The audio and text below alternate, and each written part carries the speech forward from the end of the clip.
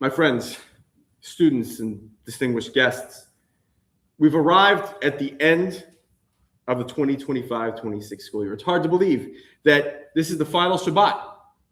My hope is that for all of you, it has been for me, this has been a year of tremendous growth and opportunity and development.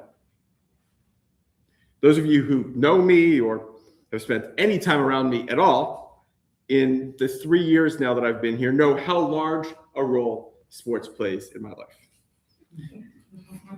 Not just the Gators, for whom I am, yes, wearing a pair of Gator socks tonight, of course, but the Magic and Chelsea and even perhaps the Knights. One for last, sure. As a fan, there is an unusual moment that happens for me at the end of every game, and I've been to a lot of sporting events. When you're walking back, you go down the stairs or up the stairs, you go down the ramp outside, there's thousands of people around you. You might have won, you might have lost. The team might have played well, they might have played terribly. But there's a really interesting phenomenon happening. And there's two things sort of going on at once. One thing is that you hear voices saying, do you remember when, I was going to say Tim Tebow, but that kind of ages me, right? Do you remember when something good happened for the Gators? No. But also, simultaneously, no? It's been too long. It's been too long. But also, at the same time, you're hearing voices talk about what they're doing next. The game's over. They're talking about this moment of what's going on next. And tonight, for me, and perhaps for those of you here as well, feels a lot like that moment.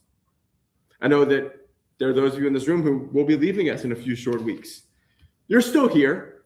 You're still thinking about how great Gala was 2 nights ago and how amazing Passover and Passover lunches were. But as is to be expected, you're turning your attention to that big question, the question that I'm sure you have been asked over and over in the last several weeks and months. What's next? This week's double Parashat picks up this internal narrative of the book of Acharei just after the death of Aaron's sons, which is how the name Acharei comes about. This Parashat is not one that I look upon all that fondly. There's some things in here that don't age great. Hashem spends the majority of these chapters and these verses providing a list of moral prohibitions. And yes, there's some that we find important today. There's also, I was reading this last night as I was preparing, there's an unusual prescription against turning to ghosts or inquiring of familiar spirits. So don't do that. But there's one verse in particular highlights. I really think that regardless of if I'll see you here at UCF Hillel for the next 3 years, or if tonight is the last time you're going to walk into our building, it's summer break is an enforced time away from this safe place. Chapter 20, verse 23 says that Israelites shall not follow the practices of the nation that I am driving out before you. I'm confident as I look out in this room that people, everyone sitting here, is comfortable in their own Judaism, whatever their Judaism means to them. But my interpretation of this verse for 2026 is less about avoiding the practices of other groups, but about remembering what makes our religion, our community, so powerful. We are a small group. There are less than 15 million Jews in the world. We haven't even gotten back to the pre-Holocaust level yet. We continue to see attacks on our safety and on our livelihoods. It was just yesterday, a synagogue in Houston, the synagogue where my aunt works, was targeted by someone who intended to kill lots of Jews. But we are strong. Our traditions have endured for millennia. Wherever you are in the world, at sundown on Friday night, you're going to sing the same songs. You're going to recite the same prayers. You're going to light candles using the same blessings as our grandparents did, and their grandparents back into eternity. And actually, for the first time in a long time, I'd had this devar written pretty early in the week.